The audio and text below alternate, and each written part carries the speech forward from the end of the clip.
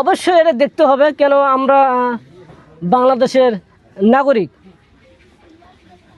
অসহায় এলাকা অবশ্যই এটা দিতে হবে।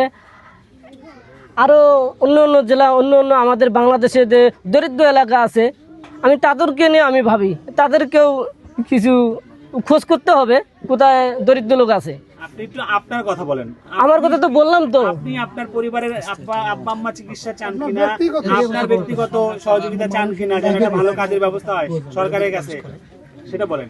সারা দেশেরটা অবশ্যই অসুস্থ থাকলে তো অবশ্যই চিকিৎসার দরকার আছে, পৃথিবীতে বেঁচে থাকলে অবশ্যই দরকার আছে। প্রধানমন্ত্রীর কাছে আবেদন করবেন আপনি? অবশ্যই বলেন। আমি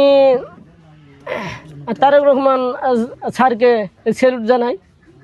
অবশ্যই আমার পরিবারটা অবশ্যই দেখবেন, তাহলে আমার মনটা অনেক খুশি থাকবে, আমার চোখ দিয়ে পানি ঝরবে না, বুকে কষ্টে থাকবে না।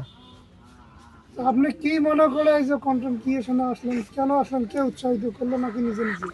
আমি ভাবতে পারি নাই আমি কন্টেন্ট ক্রিয়েশন এরকম আমার পেজ এরকম হবে, আমি ভাবতে পারি নাই। আসলে আমি যেটা ভাবতেছি, আমার মনে হয় পুরো দেশবাসী আমাকে এরকম করতেছে, আনন্দ পাইতেছে, আমিও আনন্দ পাইতেছি, এটাই আর কি। আপনার আম্মু বললো যে মানুষের বাসায় কাজ করে এক বাটি চাল পায়, সেই চাল রান্না করে সবাই মিলে খায়। আসলে এই কষ্টটা কতটুকু আপনি অনুভব করেন? ওই কথাটাই বলেন।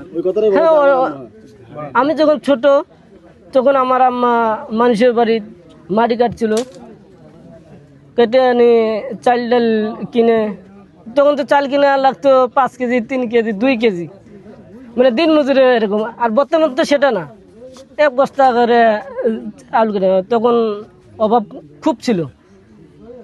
এমন কোন দিন গেছে যে হ্যাঁ, একটা কথা এখন মনে পড়লো, তখন খাইছিলাম মানে গরম ভাত পাক করে খাইছিলাম, পন্তা খাইছিলাম, কাঁচামরিচ দিয়ে খাইছিলাম, পানি দেওয়া ভাত খাইছিলাম, আমাদের চর অঞ্চলে ভাষা এটাই বলে।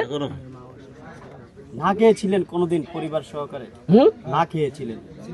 হ্যাঁ, না খেয়ে, এটা তো একটু বলেন, বড় কষ্টের ব্যাপার, এটা কষ্টের বিষয়টাই বলেন, মানুষের শেয়ার করেন, শুনতে চাচ্ছি। কতদিন না খেয়েছিলেন, খাবারের অভাব ছিল কারো কাছে?